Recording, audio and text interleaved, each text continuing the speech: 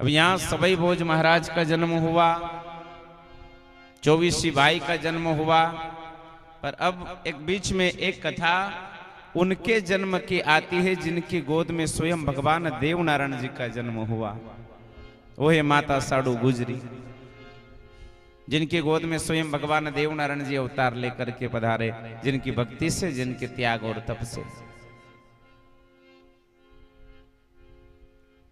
उज्जैन नगर में उस समय जो राजा थे दुदाजी खटाणा, खटाणा गोत्र थी दुदाजी गुजर। उज्जैन और देवास की राजधानी राज्य उनके कार्यभार उनके हाथ में था उस समय। और दुदाजी की जो धर्म पत्नी थी कमलावती, पर बंधुओं ध्यान रहे उनके घर भी कोई संतान नहीं थी, कोई बेटा या बेटी नहीं थी कमलावती मैया के यहाँ पर। अब मां परेशान, मैया परेशान होने लगी, कोई कुछ कहे कोई कुछ कहे। तो एक दिन दुदाजी ने विचार किया, तो गांव में विश्वकर्मा जी आए और दुदाजी ने कहा कि एक काम करो, आप एक लकड़ी की काट के कठपुतली बना करके मुझे दे दो। अब विश्वकर्मा जी ने वो लकड़ी की काट की कठपुतली बना करके दुदाजी को दी और वो अपने महल में आए और अपनी धर्म पत्नी कमलावती को लकड़ी की काट की कठपुतली बना करके दी, ताकि ज्यादा अब बेटा नहीं है तो ज्यादा दुख नहीं होगा। ये लकड़ी की काट की कठपुतली बनाकर दी, इसका श्रृंगार करेगी, इसका पालन पोषण करेगी और इसके साथ में रहेगी तो ज्यादा दुख नहीं होगा। तो अब कमलावती मैया जिस प्रकार एक माँ अपने बेटे या बेटी का ध्यान रखते हैं, ख्याल रखते हैं, खिलाना पिलाना नहलाना सजाना, वो उसी प्रकार जो काट की लकड़ी की कठपुतली थी विश्वकर्मा जी ने जो दी थी, उसी को कमलावती मैया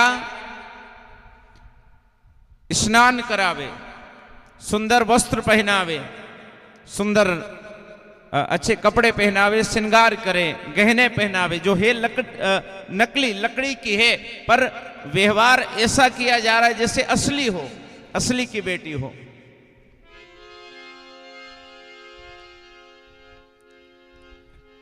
भोजन का समय हो तो भोजन की थाली लगावे। अब ध्यान रहे, कुछ समय बीता, ये पालन पोषण होने लगा, कुछ समय बीता तो एक दिन बाबा महाकाल भगवान शंकर जी उनके द्वार पर पधारे और शंकर भगवान द्वार पर पधारे, आवाज लगाई, मां भिक्षाम देही। और भगवान शंकर जी ने जब आवाज लगाई तो कमलावती मैया हाथ में थाल लेकर के बाबा को भिक्षा देने के लिए आई। बाहर भगवान भोलेनाथ साधु के रूप में वहां पर पधारे, कमलावती मैया के वहां पर भिक्षा लेने, तो मैया हाथ में थाल लेकर के आई, लो बाबा भिक्षा ग्रहण करो, महल में पधारो, भोजन जीवो। भगवान शंकर जी को पता था कि इस घर में वो भी रहती है जिनकी गोद में भगवान का भी अवतार होने वाला है। भगवान ने कहा, मां आपने क्यों तकलीफ करी, आपने क्यों तकलीफ करी, आपकी बेटी को ही भेज देते तो वही लेकर के आ जाती। कमलावती मैया ने जब ये सुना तो रोने लगी, कहने लगी, बाबा आप कैसी बात करो, मेरे घर कोई संतान नहीं है, कोई बेटा नहीं है, कोई बेटी नहीं है, कि वो जो आंगन में बैठी है उसको कहो वही लेकर के आ जाती। कमलावती मैया रोने लगी, बाबा आप कैसी बात करो, वो असली नहीं है, वो नकली है, उसमें कोई जीव नहीं है। क्यों? वो तो लकड़ी की काट की कठपुतली है, उसमें कोई जीव नहीं है, नकली है। बाबा ने भी कहा, जाओ जाकर के उसी से कहो वही भिक्षा लेकर के आएगी। अब कमलावती मैया परेशान, बाबा ने कहा कि अगर भिक्षा लूंगा तो उसी के हाथ की, नहीं तो यहां से भूखा ही ऐसे ही चला जाऊंगा।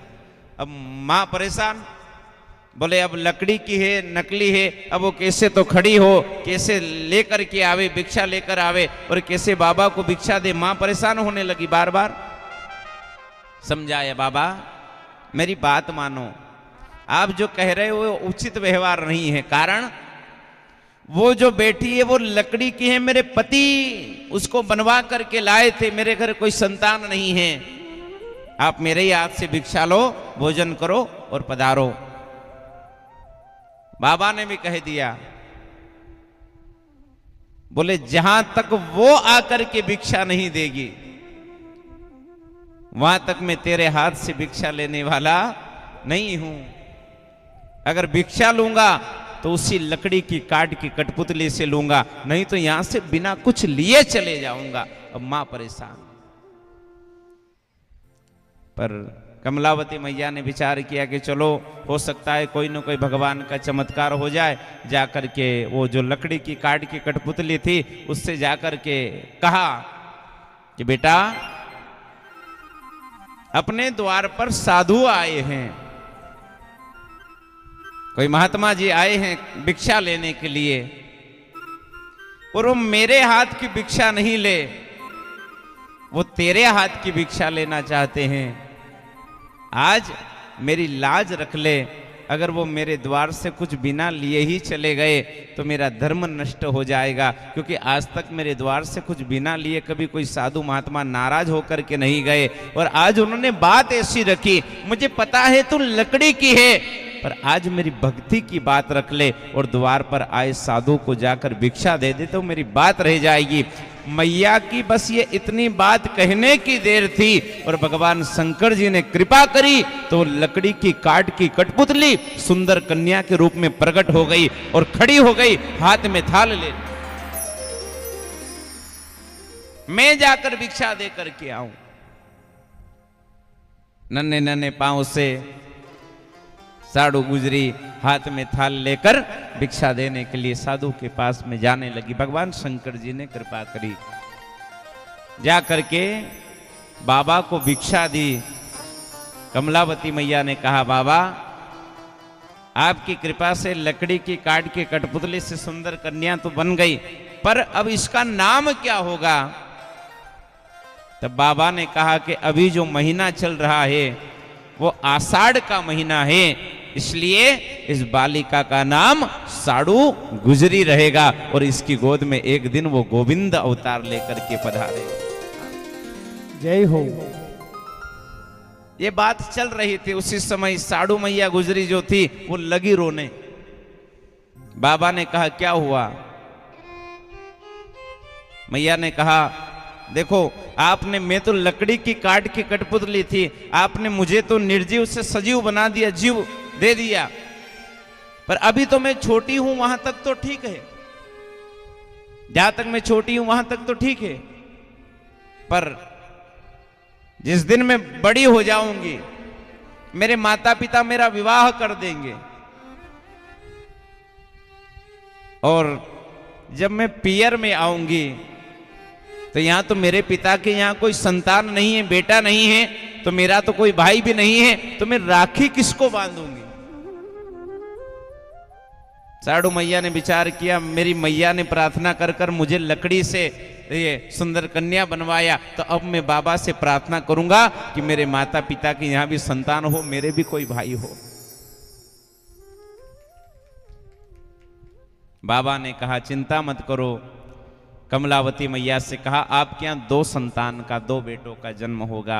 बाबा कहकर चले गए, कुछ समय बीता और वहां कमलावती मैया के यहाँ 2 बेटों का जन्म हुआ, एक आमलाल एक नीमलाल, यानी माता साडू गुजरी के भाई।